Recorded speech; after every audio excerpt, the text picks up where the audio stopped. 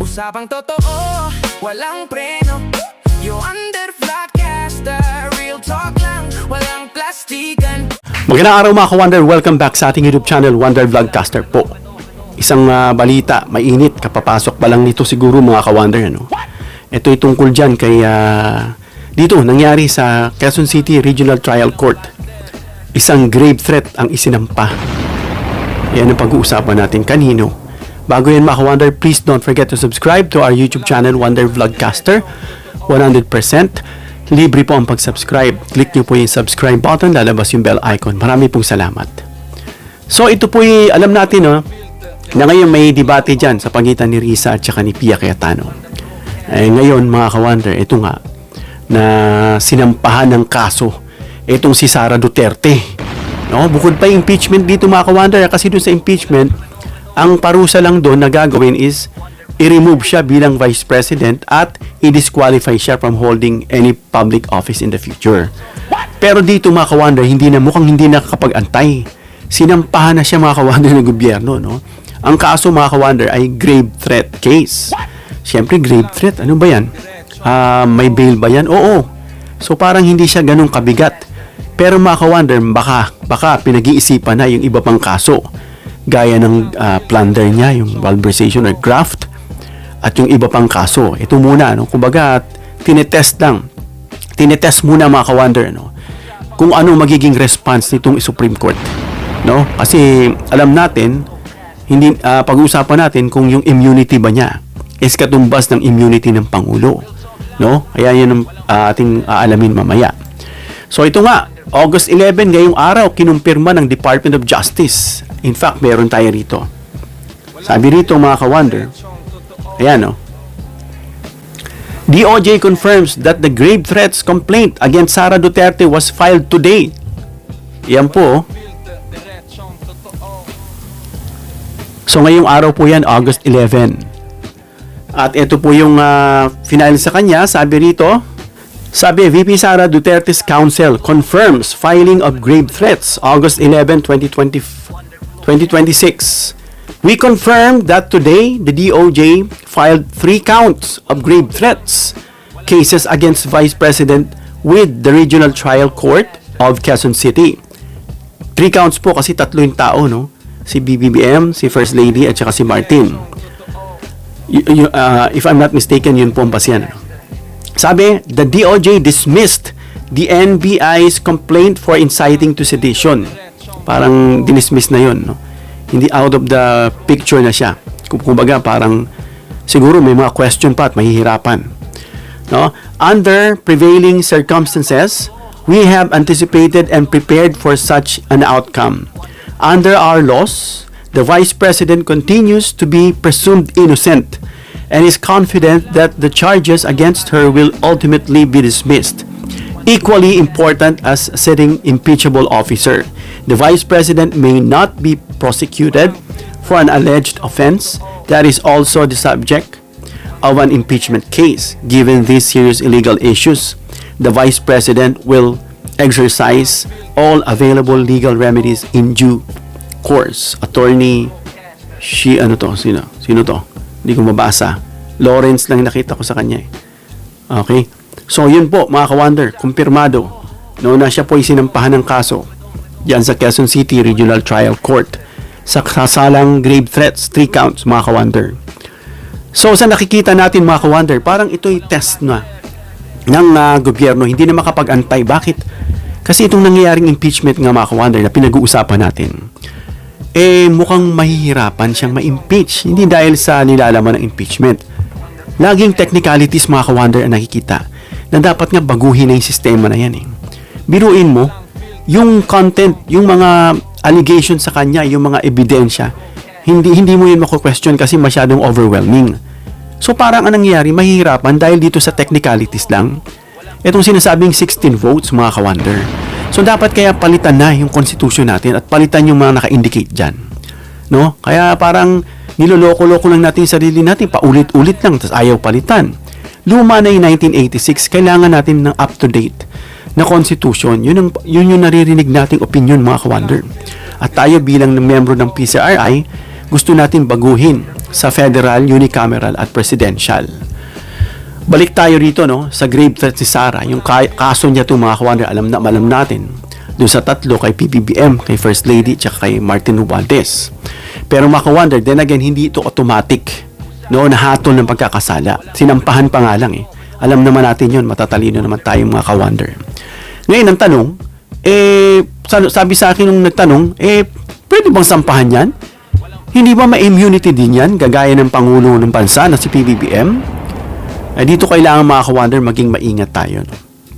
Na ang pagiging Vice President, no, ay hindi nangangahulugan na mayroon siyang blanket. The blanket is a generic term to cover, no, na pagiging immune from criminal prosecution. Hindi po yan sa pin o blanket. No? Sabi nga ng mga nabasa namin, itong mga dating na-impeach, President Erap, Supreme Court Justice, at ngayon gumawa siya ng ganitong kababalaghan, nakalimutan niya na hindi siya presidente. Baka nakalimutan niya na siya yung Vice President. Sabi nga sa mga usap-usapan sa mga YouTube, na ito nga mga Duterte, pasiga-siga, akala nila they are above the law. Na kahit anong gagawin nila at magagawa at walang magagawa sa kanila mga kawander. Pero ito nga, alam natin na dapat ipakita natin na no one is above the law. Kaya ito, nakikita siguro malabo, mukhang mahirap itong impeachment. Kailangan sampahan natin, testingan nga muna natin nitong grave threats lang muna. No, at titingnan natin yung response nitong Supreme Court. Kasi yung Supreme Court mga kawander, binabantayan din yan. No, kagaya nitong nangyaring pagpapalabas kay Bong Revilla. Inaayos na yan mga kawander, bakit niya na bail? No, at yung possibility dyan, mapa-impeach din yung mga nakaupo dyan. And then eventually, kasuhan din. Ganun dapat. Dapat maging malupit tayo kasi ang batas, malupit. Pero nakita natin, nagbibigay pa rin sila ng due process. No, for the sake ng tao ka, pasok yung human rights mo. Pero, kung yung kasalanan mo ganito, I'm saying na malupit na hindi ka dapat pinapabayaan na makalusot ang isang taong may sala. No, yung sinasabing impunity, no, at immunity na ginagamit na blanket yung posisyon na pagiging mataas na posisyon. Dapat hindi yan umuubra sa bansang to. No? At dahil nga mga kawander sa sitwasyon ni PBBM, no, mayroon siyang tinatawag na presidential immunity from suit sa mga demanda, no, na kinikilala sa jurisprudence. Nasa batas po natin yan nakasulat, no, na habang siya ay nasa termino. Kaya siya po ang may absolute immunity. Etong si Sara, wala, no. Yun ang pagkakaintindi ko dito. Kaya hindi tama mga kawander sabihin nila, oy, immune yan si Sara, no, kasi incumbent vice president yan, nakapwesto yan eh, na hindi siya pwedeng maaring kasuhan. Sino may sabi? No? Yun ang tanong dito, no, na hindi ba siya pwedeng kasuhan? Kasasabi lang, may immunity ba si Sara? Kaya nga dapat maingat tayo na ang pagiging vice president niya ay hindi nangangahulugan na mayroon siyang blanket o immunity from criminal prosecution. Kaya nga siya sinampahan mga kawander. Diba? Very obvious sinampahan na nga. Kasi kung immune siya, hindi mo masasampahan yan. No? Kaya ito yung sinasabi natin consideration kung bakit ginawa yan. Kasi kung ma-acquit itong si Sara sa impeachment, mga kawander, tapos na ba ang lahat? Yun ang tanong nila. Wala na, game over na. Makakatakbo na yan. Well, ang sagot dyan mga kawander, hindi. Hindi pa. Dahil bakit ang impeachment mga kawander, hindi naman criminal yan eh, na process eh. It is a constitutional process. No, para panagutin siya kasi accountable siya bilang vice president. No? At maaaring humantong sa removal at disqualification from public office. Yun yung magiging parusas niya kapag na-impeach siya, tanggal siya bilang vice president at hindi na siya pahawakin ng public office perpetually.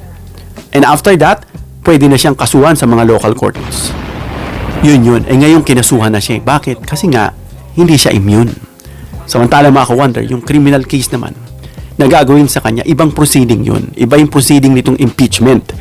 Iba yung criminal. No? Kailangan mga ka-wonder, patunayan doon yung mga elements ng particular na krimen. Kagaya nitong grave threats. Ano ba yan? Para masabi mong grave threats. Which is bailable nga. Pwede siya makapiyansa. Siguro tinatry nga lang muna. Sampahan muna natin ng grave threats. And then, sampahan ng plunder. Kapag nakita na pasok siya, walang iaano yung Supreme Court sa kanya. Walang iba blanket. Tama ba yan? Walang, kagaya kasi nung nakaraan, na archive. No, nagbigay itong Supreme Court ng himasok na naging judicial legislative na siyang ikinataas ng kilay ng mga abogado. At alam nila yun, napansin nila yun mga ka-wonder. Kasi sila ay prone din, pwede rin silang i-impeach. At once na ma-impeach sila mga ka-wonder, pwede na rin silang kasuhan. No? Kaya yun mga ka-wonder. At kung sakali mga ka-wonder, no, na hindi makuha ng prosecution itong House of Representatives, House Committee on Justice, yung 16 votes, no, na kailangan nga mga ka-wonder out of 24, kasi yun ang sinasabi ni Cheese. No, yun din ang sinasabi na 16 daw. Nagkataon kasi 24 ang senators. Kaya, ang 2/3 is 16. So, out of 24 senators, dyan sa impeachment court sa Senate, hindi ibig sabihin mga ka-wonder na automatic din na nawala na ang lahat ng possibility ng criminal liability ni Sara Duterte. Kahit na ma-acquit siya, no, pwede pa rin siyang kasuhan. No? Hindi yan makakalusot. Kung lalo na pa may maghahabol talaga sa kanya. Ngayon mga ka-wonder, sabi natin, dapat plunder naman. Oo. Tinetest nga yata itong grave threats muna. Test lang muna. Ngayon, pag kinasuhan siya ng ng sinasabing plunder, ang threshold is 50 million and above, kung yung kaso niya ay 600 million, ilang million, kung may matuklasan pa, ilang counts ng plunder yan. No? Hindi itong simpleng hypothetical ng mga ka-wonder, no? Dahil may mga plunder at graft complaints mga ka-wonder, no, na naihain dito kay Sara Duterte, at hindi lang ito hypothetical. Pag sinabing hypothetical is pinagpalagay lang na sitwasyon na hindi naman totoo, no? Pero ito kasi hindi nga ito hypothetical, ito ay may katotohanan. Alam natin na nahainan siya ng kaso ng plunder, graft complaints, ano? At ito yung kaugnay sa paggamit niya ng kanyang confidential funds. May mga complaints mga ka-wonder na iniulat ng mga ka-wonder na inihain nitong December 2025, hindi ko lang alam exact date, no? At meron pang sumunod nitong January 2026. Yun yung tungkol dun sa confidential niya. Pero then again mga ka-wonder, kailangan tandaan natin, no, ang pagkakaroon ng plunder complaints ay hindi katumbas ng conviction for plunder.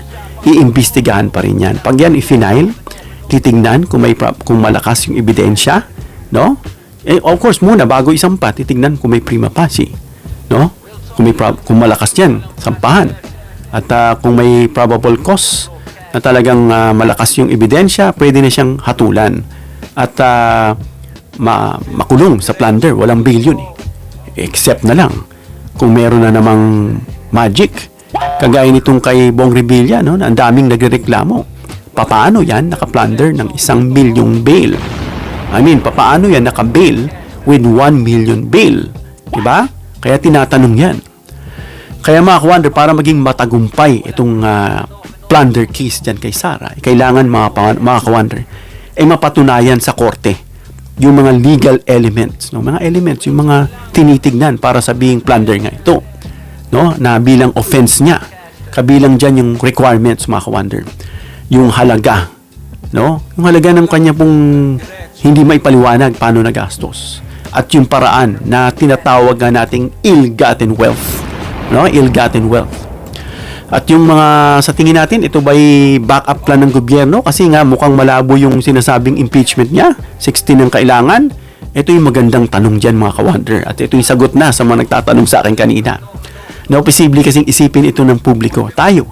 No, na kung hindi makuha yung 16 votes, no, para ma-impeach itong si Sara, no, itutuloy ito sa ibang legal remedies mga ka-wonder. May remedyo pang iba, no? Pero wala pa rin tayong ebidensya o sapat na ebidensya mga ka-wonder, no, para sabihing bilang fact, no, na grave threat na itong backup na to, no, ng gobyerno para panagutin o sabihin na natin patumbahin itong si Sara na feeling na talagang matigas. Dahil sinabi niya, gusto ko talaga ng bloodbath. Gusto ko talaga. Mukhang uwi nga lang sa bubble bath, sabi nga ni Attorney Lorna Kapunan. So parang naninindak lang, no? Parang natakot, nagsiga-siga lang. May mga ganun kilala eh. Na nagsisiga-siga ang tapang nung siya lang mag-isa. At nilapitan na bumahag naman yung buntot. May kilala akong ganun, ano? Way back when I was in high school.